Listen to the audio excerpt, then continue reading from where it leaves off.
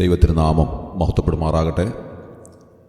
ഈ പ്രഭാതത്തിൽ എല്ലാവർക്കും സ്നേഹവന്ദനങ്ങൾ അറിയിക്കുന്നു. ഇന്ന് രാവിലെയുള്ള ധ്യാനത്തിനായി നമുക്കേറെ സുപരിചിതമായ 118 സങ്കീർത്തനം 8-9 വാക്യങ്ങൾ വായിക്കുവാൻ ആഗ്രഹിക്കുന്നു. 118 സങ്കീർത്തനം 8-9 വാക്യങ്ങൾ. മനുഷ്യനിൽ ആശ്രയിക്കുന്നതിനേക്കാൾ യഹോവയിൽ ആശ്രയിക്കുന്നത് നല്ലത്. പ്രഭുക്കന്മാരിൽ ആശ്രയിക്കുന്നതിനേക്കാൾ യഹോവയിൽ ആശ്രയിക്കുന്നത് നല്ലത്. തിരുവെഴുത്തിൻ്റെ മധ്യവാക്യങ്ങളായിട്ട് ഇതിനെ മനസ്സിലാക്കുവാൻ സാധിക്കുമല്ലോ. നമ്മുടെ ജീവിതത്തിൽ പലപ്പോഴും ഒരവസരത്തിൽ അല്ലെങ്കിൽ മറ്റൊരവസരത്തിൽ മറ്റുള്ളവരെ നാം ആശ്രയിക്കേണ്ടതായിട്ട് വരാം. ജീവിതത്തിൻ്റെ ഓരോ രംഗങ്ങളിലും മറ്റുള്ളവരുടെ ആശ്രയത്തോടു കൂടെയാണ് നമുക്ക് ജീവിക്കുവാൻ ഇടയാകുന്നത്. നമ്മുടെ ശൈശവകാലത്ത്, നമ്മുടെ ബാല്യകാലത്ത്, യൗവനകാലത്ത്, വാർദ്ധക്യകാലത്തൊക്കെ വിവിധ അളവുകളിൽ മറ്റുള്ളവരെ ആശ്രയിച്ച് നാം ജീവിക്കേണ്ടതായിട്ട് വരാം. എന്നാൽ നമ്മുടെ ആത്യന്തികമായ ആശ്രയസ്ഥാനം എവിടെയാണ് എന്നുള്ളത് ദൈവവചനം നമ്മെ ഓർമ്മിപ്പിക്കുകയാണ്. മനുഷ്യനിൽ ആശ്രയിക്കുവാനുള്ള സാധ്യത വളരെ കൂടുതലാണ്. എപ്പോഴും നാം മനുഷ്യരെ ആശ്രയിച്ച് ജീവിക്കുക എന്ന് പറയുന്നത് നമ്മുടെ ജീവിതത്തെ സംബന്ധിച്ചിടത്തോളം ദൈവം ആഗ്രഹിക്കുന്നതായ ഒരു കാര്യമല്ല. ദൈവം നമ്മെ സംബന്ധിച്ച് ആഗ്രഹിക്കുന്നത് ദൈവത്തിൽ ആശ്രയിക്കുക എന്നുള്ളതാണ്. അതുകൊണ്ടാണ് സങ്കീർത്തനക്കാരൻ പറയുന്നത്, മനുഷ്യനിൽ ആശ്രയിക്കുന്നതിനേക്കാൾ യഹോവയിൽ ആശ്രയിക്കുന്നത് നല്ലത്. പ്രഭുക്കന്മാരിൽ ആശ്രയിക്കുന്നതിനേക്കാൾ യഹോവയിൽ ആശ്രയിക്കുന്നത് നല്ലത്. ഈ മനുഷ്യനിലൊക്കെ ആശ്രയിച്ചു കഴിഞ്ഞാലുള്ള പ്രയാസങ്ങൾ എന്താണ് എന്നുള്ളത് ദൈവവചനം നമ്മെ അറിയിക്കുന്നുണ്ട്. 146 സങ്കീർത്തനത്തിൽ അതിൻ്റെ 3-ാം വാക്യത്തിൽ നാം വായിക്കുന്നത്, നിങ്ങൾ പ്രഭുക്കന്മാരിൽ ആശ്രയിക്കരുത്, സഹായിപ്പാൻ കഴിയാത്ത മനുഷ്യപുത്രനിലും അരുത്. അവൻ്റെ ശ്വാസം പോകുന്നു, അവൻ മണ്ണിലേക്ക് തിരിയുന്നു. നോക്കുക, സഹായിപ്പാൻ കഴിയാത്ത മനുഷ്യപുത്രന്മാരിൽ നാം ആശ്രയിക്കരുത്. അവരൊക്കെ മനുഷ്യരാണ്. അവർക്കൊന്നും നമ്മെ സഹായിക്കുവാൻ കഴിയുകയില്ല. അവർക്കൊക്കെ ലൗകികമായ ചില കാര്യങ്ങളിലുള്ള സഹായങ്ങൾ മാത്രമേ ചെയ്യാൻ സാധിക്കുകയുള്ളൂ. എന്നാൽ യഥാർത്ഥമായി നമ്മെ സഹായിക്കുവാൻ കഴിവുള്ളവൻ ആരാണ്? അവനിലാണ് നാം ആശ്രയിക്കേണ്ടത്. അത് മറ്റാരുമല്ല, നമ്മുടെ കർത്താവായ ദൈവമാണ്. ആ ദൈവത്തിൽ നാം ആശ്രയിക്കുമ്പോൾ നമ്മുടെ സകല കാര്യങ്ങളും നിർവഹിച്ചു തരുന്നവനായ ദൈവം അവിടുന്ന് കലവറ കൂടാതെ നമ്മെ സഹായിക്കുന്നവനാണ്. ആ ദൈവത്തിലാണ് നാം ആശ്രയിക്കേണ്ടത്. നമ്മുടെ ഏത് ആവശ്യങ്ങൾക്കും ദൈവത്തിൽ ആശ്രയിക്കുവാൻ നമുക്ക് സാധിക്കും. മനുഷ്യരുടെ സഹായത്തിന് വേണ്ടി എല്ലാ കാര്യങ്ങൾക്കും അവരെ സമീപിക്കുവാൻ നമുക്ക് സാധിക്കുകയില്ല. എന്നാൽ ദൈവത്തിൽ ആശ്രയം വയ്ക്കുന്നതായ ഒരു വ്യക്തിക്ക് ഏത് സമയത്തും ഏത് ആവശ്യങ്ങൾക്കും കർത്താവിനെ സമീപിക്കുവാൻ, കർത്താവിൻ്റെ അരികിലേക്ക് ചെല്ലുവാൻ അനുവാദമുണ്ട് എന്നുള്ളത് ദൈവവചനം നമ്മെ അറിയിക്കുന്നതായ ഒരു വസ്തുതയാണ്. കർത്താവിൽ ആശ്രയിക്കുന്നതുകൊണ്ടുള്ളതായ പ്രത്യേകത എന്താണ്? മനുഷ്യനിൽ ആശ്രയിക്കുമ്പോൾ പലപ്പോഴും നാം പതറിപ്പോകാം. സഹായങ്ങൾ കൃത്യമായി ലഭിച്ചില്ല എങ്കിൽ നാം പതറിപ്പോകാം. എന്നാൽ ദൈവവചനം പറയുന്ന ഏറ്റവും പ്രധാനപ്പെട്ടതായ ഒരു വസ്തുത 125-ാം സങ്കീർത്തനം 1-ാം വാക്യത്തിൽ നാം കാണുകയാണ്. യഹോവയിൽ ആശ്രയിക്കുന്നവർ കുലുങ്ങാതെ എന്നേക്കും നിൽക്കുന്ന സിയോൻ പർവ്വതം പോലെയാകുന്നു. നോക്കുക, യഹോവയിൽ ആശ്രയിക്കുന്നവർക്ക് യാതൊരു കുലുക്കവും ഉണ്ടാവുകയില്ല. അവർ സിയോൻ പർവ്വതം പോലെ ഉറച്ചു നിൽക്കുന്നു എന്നാണ് ദൈവവചനം പറയുന്നത്. കാരണം അവരുടെ മനസ്സിൻ്റെ ബലം അത്രമാത്രം വലുതായിരിക്കും. പലപ്പോഴും ലോക സാഹചര്യങ്ങൾ നമ്മെ പേടിപ്പിക്കുന്നതോ ഭയപ്പെടുത്തുന്നതോ ഒക്കെ ആയി തീരാൻ സാധ്യതയുണ്ട്. ലോക ചിന്തകൾ നമ്മെ പലപ്പോഴും ഭാരപ്പെടുത്തിയെന്നിരിക്കാം. ജീവിതത്തിൻ്റെ വിവിധങ്ങളായ രംഗങ്ങളിൽ നാം പതറിപ്പോകുവാൻ സാധ്യതയുള്ളതായ അനേക കാര്യങ്ങൾ വന്നെന്നിരിക്കാം. എന്നാൽ അപ്പോഴൊക്കെ യഹോവയിൽ ആശ്രയിക്കുന്നതായ ഒരു വ്യക്തി യാതൊരു ചാഞ്ചല്യവുമില്ലാതെ, കുലുക്കമില്ലാതെ സിയോൻ പർവ്വതം പോലെ ഉറച്ചു നിൽക്കുന്ന മനസ്സിൻ്റെ ഉടമകളായിട്ട് തീരുന്നു എന്നുള്ളത് ദൈവവചനം നമ്മെ അറിയിക്കുകയാണ്. പ്രിയമുള്ളവരെ, കഴിഞ്ഞ നാളുകളിലേക്കും തിരിഞ്ഞു നോക്കിയാൽ പലപ്പോഴും നമ്മുടെ മനസ്സ് പതറിപ്പോയതായ ഒരുപാട് രംഗങ്ങളില്ലേ? നമ്മുടെ ജീവിതത്തിൻ്റെ വിവിധ ആവശ്യങ്ങളുടെ മുഖത്ത് നാം മനുഷ്യനെ സമീപിച്ചപ്പോൾ, മനുഷ്യനിൽ ആശ്രയിച്ചപ്പോൾ നാം പതറിപ്പോയിട്ടുണ്ട്. ഒന്ന് പിന്തിരിഞ്ഞു നോക്കിയാൽ ഒത്തിരി അനുഭവങ്ങൾ നമുക്ക് കാണുവാനായിട്ട് സാധിക്കും.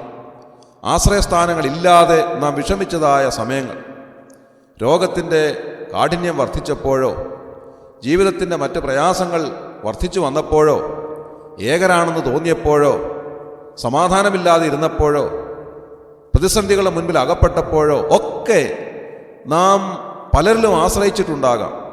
എന്നാൽ ആ സമയത്തൊക്കെ നാം പതറിപ്പോകുവാൻ ഒരുപക്ഷെ സാധ്യത ഉണ്ടായി കാണണം.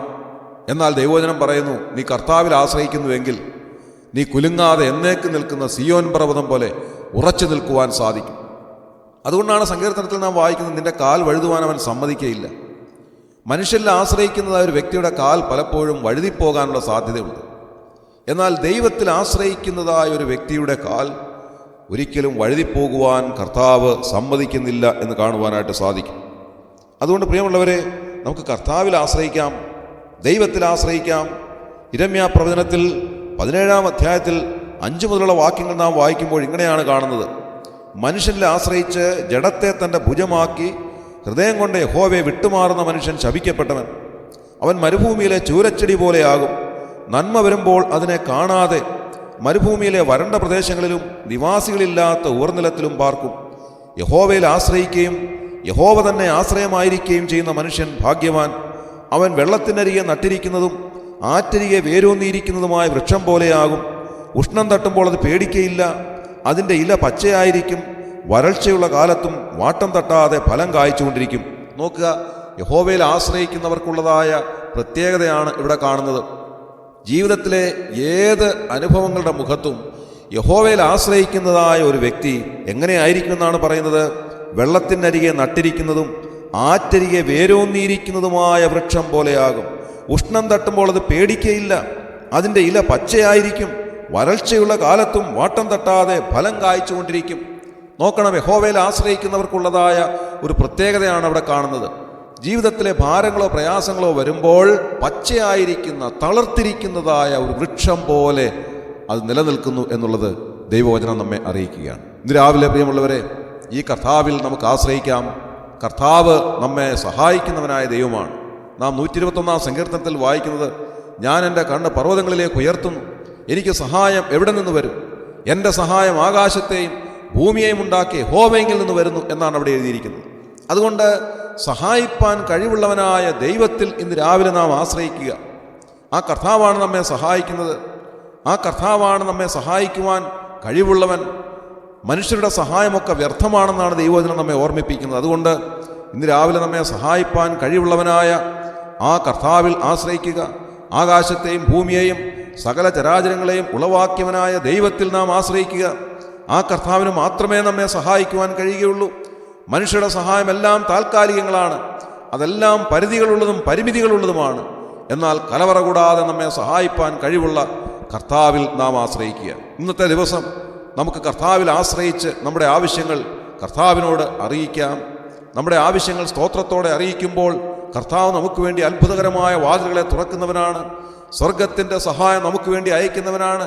സ്വർഗീയമായ സഹായം, മറ്റെല്ലാ സഹായങ്ങളെക്കാളും ഉപരിയായിട്ടുള്ള ദൈവിക സഹായം ഇന്ന് രാവിലെ നമുക്ക് ലഭിക്കുവാൻ കർത്താവിൻ്റെ സന്നിധിയിലേക്ക് നമുക്ക് അടുത്തു വരാം. കർത്താവിൽ പൂർണ്ണമായും ആശ്രയിക്കാം. കർത്താവെ, അവിടുന്നാണ് ഞങ്ങളുടെ ആശ്രയസ്ഥാനം. അവിടുന്നല്ലാതെ മറ്റൊരു ആശ്രയസ്ഥാനം ഞങ്ങൾക്കില്ല. ഞങ്ങളുടെ ആവശ്യങ്ങൾക്ക് കർത്താവെ, ഞങ്ങൾ അവിടുത്തെ മുഖത്തേക്ക് നോക്കുന്നു എന്ന് നമുക്ക് ഇന്ന് രാവിലെ പറയാം. നമ്മെ സഹായിപ്പാൻ കഴിവുള്ളവൻ, നമ്മെ സഹായിക്കുന്നവൻ യഹോവ കരുണയും കൃപയും നിറഞ്ഞവനാകുന്നു എന്ന് നാം വായിക്കുന്നത് പോലെ നമ്മോട് കരുണ കാണിക്കുന്ന ദൈവം, നമ്മുടെ ആവശ്യങ്ങളിൽ നമ്മോട് അടുത്ത് വന്ന് നമ്മെ സഹായിക്കുന്ന ദൈവം, നമ്മുടെ ആവശ്യങ്ങൾ എന്തായിരുന്നാലും ഇന്ന് രാവിലെ കർത്താവിൻ്റെ കരങ്ങളിലേക്ക് സമർപ്പിക്കാം. അത്ഭുതകരമായ വാതിലുകളെ തുറക്കുന്നവൻ, അത്യത്ഭുതകരമായ വഴികളെ നമുക്ക് വേണ്ടി തുറക്കുന്നവൻ, ആ നമ്മോടുള്ള ദൈവത്തിൻ്റെ ദയ ഒട്ടും കുറഞ്ഞു പോകാതെ ഇന്ന് രാവിലെ കർത്താവ് നമ്മെ സഹായിക്കട്ടെ. നമുക്ക് ആ കർത്താവിൽ ആശ്രയിക്കാം. ഇന്നത്തെ ദിവസം മുഴുവനും കർത്താവിൻ്റെ സന്നിധിയിൽ നമുക്ക് നമ്മുടെ ആവശ്യങ്ങൾ അറിയിക്കാം. കർത്താവ് നമ്മെ സഹായിക്കട്ടെ. ഇന്നത്തെ ദിവസം നമുക്ക് ദൈവം അനുഗ്രഹത്തിൻ്റെ വാതിലുകളെ തുറന്നു തരുന്ന ദിവസമാകട്ടെ. അത്ഭുതകരമായ വഴികളെ നമ്മുടെ മുൻപാകെ തുറക്കുന്ന ദിവസമാകട്ടെ. കർത്താവിൻ്റെ സ്വർഗീയമായ സഹായം അനുഭവിക്കുന്ന ദിവസമാകട്ടെ. കർത്താവിൻ്റെ കരങ്ങളിലേക്ക് നമ്മെ തന്നെ സമർപ്പിക്കാം. ആ കർത്താവിൽ ആശ്രയിക്കാം. നമുക്ക് പ്രാർത്ഥിക്കാം. ക്രിസ്തുയേശുവിൽ കൂടെ അതിവാത്സല്യമായി ഞങ്ങളെ സ്നേഹിക്കുന്ന സ്വർഗീയ പിതാവാം നല്ല ദൈവമേ, കർത്താവെ, ഞങ്ങൾ അവിടുത്തെ സന്നിധിയിൽ ആശ്രയിക്കുന്നു. അവിടുത്തെ സന്നിധിയിലല്ലാതെ ഞങ്ങൾക്ക് മറ്റൊരു ആശ്രയസ്ഥാനമില്ലല്ലോ.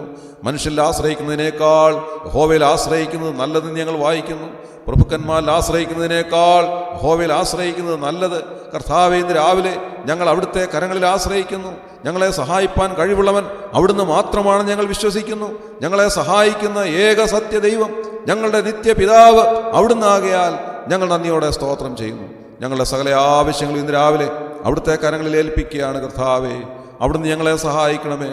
കർത്താവെ, ഞങ്ങളെ കഴിഞ്ഞ നാളുകളിൽ അനുഗ്രഹിച്ച ദൈവം, സഹായിച്ച ദൈവം, ഇത്രത്തോളം വഴി നടത്തിയ ദൈവം അവിടുന്ന് ആകയാൽ ഞങ്ങൾ നന്ദിയോടെ സ്തോത്രം ചെയ്യുന്നു. ഇന്ന് രാവിലെ ഞങ്ങളുടെ ആവശ്യങ്ങളെല്ലാം അവിടുത്തെ കരങ്ങളിൽ ഏൽപ്പിക്കുന്നു. ഇന്നത്തെ ദിവസം ഞങ്ങൾക്ക് അനുഗ്രഹമാക്കണമേ. ഞങ്ങൾ പ്രാർത്ഥനയ്ക്ക് മറുപടി ലഭിക്കുന്നതായ ദിവസമാക്കണമേ. ഞങ്ങളെ അനുഗ്രഹിക്കുന്ന ദിവസമാക്കണമേ. ഞങ്ങളുടെ കുടുംബങ്ങളെയും ഞങ്ങളുടെ കുഞ്ഞുങ്ങളെയും അനുഗ്രഹിക്കുന്ന ദിവസമാക്കണമേ. കർത്താവെ, സ്വർഗീയമായ കരത്തിൻ്റെ തലോടൽ അനുഭവിക്കുന്ന അനുഗ്രഹത്തിൻ്റെ ദിവസമാക്കി ഇന്നത്തെ ദിവസം മാറ്റണമേ.